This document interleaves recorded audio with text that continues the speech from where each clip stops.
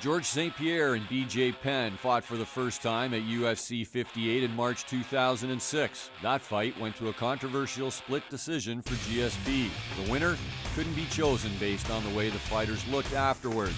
GSP bruised and bleeding, while Penn looked somewhat untouched. GSP controlled the wrestling while BJ controlled the jiu-jitsu. The striking was evenly spread. So how can you pick a winner for their second tilt at UFC 94? We can't, so we'll just make some comparisons between the two. Since that fight, St-Pierre is 5-1, with his only loss the shocking upset to Matt Serra.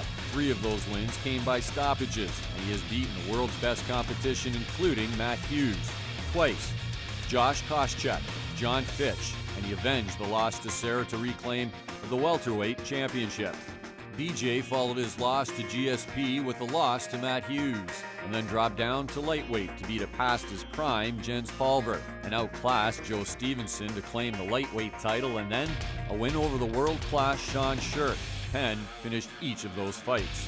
The prodigy clearly hasn't been as active against top competition.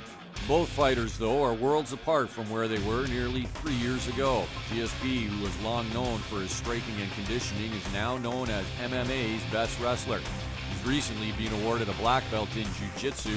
His wins are evenly spread: 7 knockouts, 5 submissions, and 5 decisions. By the time BJ Penn was 28, he was a world champion at Brazilian Jiu-Jitsu, UFC welterweight champion, held a 10-4-1 record. But his decisions and conditioning were questioned, especially in the rematch with Hughes and his loss to light heavyweight Lyoto Machida. After 28, he changed everything. He started to train as a serious athlete, going from training an hour a day to 2 workouts a day. His striking has become top-notch through repetition workouts, on the way to becoming only the second UFC fighter to win gold in 2 weight classes. So which way will this fight go? Both fighters have knockout power, both have submission ability, and both have the conditioning.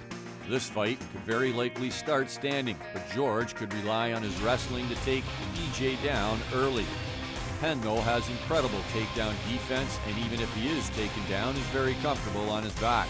This is simply the most evenly matched world-class fight ever, and the winner will likely be crowned the best pound-for-pound mixed martial artist in the world.